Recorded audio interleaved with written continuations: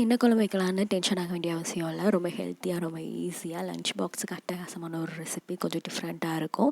இது மாதிரி செஞ்சு கொடுத்தீங்கன்னா பிள்ளைங்க எல்லாத்துக்குமே ரொம்பவே பிடிக்கும். நான் இன்றைக்கி 1/2 டேபிள் ஸ்பூன் அளவுக்கு கடுகு எடுத்துக்கிறேன். கடுகு ஒரு வெறும் பேனில் போட்டு நல்லா வறுத்து எடுத்துக்கலாம். இப்போ அது இன்னொரு பாத்திரத்தில் மாற்றிக்கலாம். இப்போ அதே பேனில் 1 டேபிள் ஸ்பூன் ஃபுல்லாக நான் ஜீரகம் ஆட் பண்ணிக்கிறேன். ஜீரகம் நல்லா வறுப்பட்டதுக்கப்புறம் அதை மாற்றி எடுத்துக்கலாம். ஒரு 1/2 டீஸ்பூன் அளவுக்கு வெந்தயம் வறுப்பட்டதுக்கப்புறம் அதை மாற்றி எடுத்துக்கலாம். இந்த பவுடர் தான் ரொம்ப இம்பார்ட்டண்ட். இந்த 3த்தையுமே மிக்ஸி ஜாரில் போட்டு ஒரு ஃபைன் பவுடராக நீங்கள் அரைச்சி எடுத்துக்கோங்க. இதை நல்லா அரைச்சி எடுத்துக்கலாம். இந்த பவுடர் ரொம்ப இம்பார்ட்டண்ட். இதே மாதிரி நல்லா ஃபைன் பவுடராக அரைக்கணும். எவ்வளோ நைஸாக இருக்குன்னு பாருங்கள். இப்போது அதே பேனில் ஒரு 7-8 வத்தல் ஆட் பண்ணிக்கோங்க. உங்களுடைய காரத்துக்கு ஏற்றாப்புல ஒரு 8 ஆட் பண்ணிங்கன்னா கரெக்டாக இருக்கும்.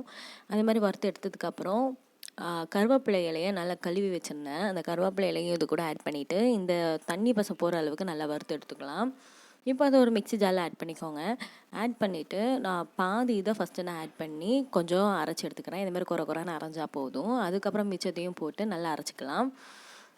அது கூட வத்தல் வறுத்து வச்சுருந்தோம்ல அதையும் ஆட் பண்ணி நல்லா அரைஞ்சதுக்கப்புறம் இது கூட வத்தலையும் ஆட் பண்ணி நல்லா அரைச்சிக்கலாம். வத்தல் கருவேப்பிலை ரெண்டும் ஃபஸ்ட்டே நம்ம தனித்தனியாக போட்டு அரைச்சிட்டோம் அப்படின்னா நம்மளுக்கு ஈஸியாக இருக்கும். அதுக்கப்புறம்னா உங்களுக்கு ஒழுங்காக அரைப்படாது. அதனால தான் இப்போ வத்தலையும் போட்டு லைட்டாக நம்ம ஒரு பவுடர் மாதிரி அரைச்சி எடுத்துக்கலாம்.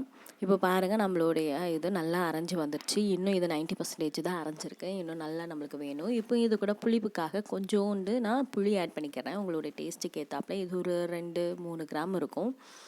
புளியை ஆட் பண்ணிவிட்டு இப்போ இது கூட நான் தண்ணி ஆட் பண்ணக்கூடாது. தண்ணி ஆட் பண்ணால் நம்மளுக்கு ரொம்ப நாள் வச்சு சாப்பிட முடியாது. அதனால் நான் எண்ணெய் ஆட் பண்ணி நல்லா பேஸ்ட்டாக அரைச்சி எடுத்துக்கிறேன். இப்போ பாருங்கள், நல்லா பேஸ்ட்டாக அரைச்சி எடுத்துக்கிட்டாச்சு. இப்போ இதை ஒரு கடாயில் கொஞ்சோண்டு எண்ணெய் ஆட் பண்ணிக்கோங்க. நான் இன்றைக்கி நல்லெண்ணெய் எடுத்துக்கிறேன். நல்லெண்ணெய் நல்ல ஃப்ளேவர் கொடுக்கும்.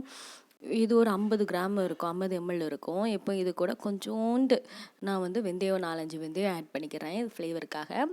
அதுக்கப்புறம் அரைச்சி வச்சு இந்த பேஸ்ட்டை இது கூட ஆட் பண்ணிவிட்டு அந்த மிக்ஸி ஜார் இருக்குல்ல, மிக்ஸி ஜாரில் கொஞ்சோண்டு தண்ணி ஊற்றி அதை கலக்கி இதில் ஆட் பண்ணிக்கலாம். நம்ம அவசரமாக செய்ய முடியாதுல்ல. அதுக்கு பதிலாக நம்ம இப்படி செஞ்சு கொடுத்துட்டோம் அப்படின்னா நீங்கள் ஒரு வாரம் 1 மாதம் வரைக்குமே நீங்கள் வச்சு சாப்பிட்லாம். அந்தளவுக்கு டேஸ்ட்டு ரொம்ப நல்லாயிருக்கும், கெட்டு போகாது. வெளியிலனா நீங்கள் ஒரு 3 வாரம் வரை வைக்கலாம். இது ஃப்ரிட்ஜுக்குள்ளே வச்சிங்கன்னா 1 மாதம் 1.5 மாதம் வரைக்கும் நம்மளுக்கு யூஸ் ஆகும். ஆனால் நம்மளுக்கு டேஸ்ட் ரொம்ப நல்லாயிருக்கும். அதனால் டக்குன்னு காலியாயிரும். இப்போ இதை நல்லா இந்த தண்ணி பசை எல்லாம் போய் எண்ணெய் பிரிந்து வரணும். இந்த ஸ்டேஜில் நான் கொஞ்சோண்டு பெருங்காயத்தூள் ஆட் பண்ணிக்கிறேன். கொஞ்சம் உப்பு ஆட் பண்ணிவிட்டு கொஞ்சம் மஞ்சள்தூள் ஆட் பண்ணிக்கோங்க. ஆட் பண்ணிவிட்டு இதை நல்லா வதக்கி எடுத்துக்கலாம். இதை நல்லா வதக்கணும். இதில் இருக்கிற தண்ணி பசை எல்லாம் போய் எண்ணெய்லாம் பிரிஞ்சு வரணும். அப்போ தான் இது ரொம்ப நாளைக்கு வச்சு சாப்பிட முடியும். தண்ணி பசை இருந்தது அப்படின்னா நம்மளுக்கு சீக்கிரமாக பூசணம் பிடிச்சிரும். இப்போ நம்ம அரைச்சி வச்சுருந்தோம்ல அந்த மசாலாவில் ஒரு 1/2 டேபிள் ஸ்பூன் அளவுக்கு நம்ம அந்த பவுடரை இதில் ஆட் பண்ணிக்கிடணும். அந்த பவுடர் தான் இதுக்கு ஃப்ளேவரே கொடுக்கும். கொஞ்சம் அதிகமாக போயிருச்சு அப்படின்னா நம்மளுக்கு கொஞ்சம் கசப்பு கொடுக்க ஆரம்பிச்சிடும். அதனால் 1/2 டேபிள் ஸ்பூன் நம்மளுக்கு கரெக்டாக இருக்கும். கருவேப்பிலை கரெக்டாக நான் ஒரு 3 கொத்து நான் எடுத்தேன் என் கையில். இப்போது நம்மளுடைய கருவேப்பிலை தொக்கு சூப்பராக ரெடி ஆகிட்டு என்னெல்லாம் பிரிஞ்சு இப்போது நம்மளுடைய சட்டியில் கொஞ்சோண்டு இருந்தது. அதில் நான் சாதத்தை போட்டு நல்லா பிசைஞ்சு சாப்பிட்லாம். ரொம்ப டேஸ்ட்டும் நல்லாயிருக்கும். அந்த தொக்கை விட அந்த பேனில் நம்ம போட்டு வரவி சாப்பிட்டா இன்னும் நல்லாயிருக்கும். அது கூட கொஞ்சம் நெய் ஊற்றி நல்லா வரவிக்கலாம். வரவி இன்றைக்கி லஞ்சுக்கு நான் இதை தான் நான் சாப்பிட போகிறேன். ரொம்ப டேஸ்ட்டு சூப்பராக இருக்கும். நீங்களும் ட்ரை பண்ணி பாருங்கள். ரொம்பவே நல்லது. சின்ன பிள்ளைங்களுக்கு ரொம்ப பிடிக்கும். கருவேப்பிலை நம்ம கொடுத்தோன்னா அந்த குழம்புல இருக்கிற தூர வச்சுருவாங்க. இது இப்படி நீங்கள் செஞ்சு கொடுத்தீங்க அப்படின்னா ரொம்பவே டேஸ்ட்டு நல்லாயிருக்கும். கருவேப்பிலையும் நம்ம சாப்பிட்ட மாதிரி இருக்கும். கருவேப்பிலை உடம்புக்கு நான் ரொம்பவே நல்லதில். ட்ரை பண்ணி பாருங்கள். வாயில சுவை நாட்டியமாடும். ட்ரை பண்ணிவிட்டு எப்படி இருந்தது அப்படிங்கிறத கீழே கமெண்ட் பண்ணுங்கள்.